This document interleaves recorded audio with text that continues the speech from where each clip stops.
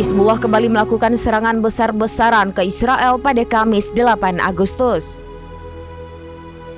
Adapun serangan ini diluncurkan sebelum balas dendam Iran atas kematian pemimpin Hamas Ismail Haniyeh. Tak tanggung-tanggung, Hizbullah melancarkan 23 roket ke wilayah Israel. Dikutip dari Hindustan Times, setidaknya 23 roket ditembakkan dari Lebanon hanya dalam waktu 30 menit.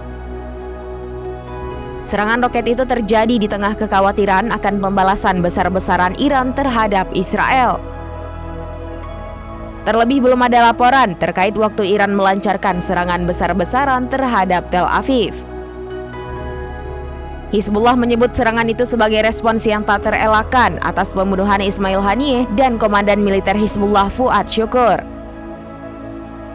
Sementara The Times of Israel menyebut 8 roket ditembakkan dari Lebanon ke Galilea Barat. Israel melaporkan roket itu jatuh ke area terbuka utara Shlomi sehingga tidak mengakibatkan korban jiwa. Meski begitu, beberapa wilayah Israel bagian utara terbakar membara akibat serangan Hizbullah. Terlebih militer Israel mengakui lebih dari 23 roket ditembakkan dari Lebanon ke Galilea Barat dalam 30 menit.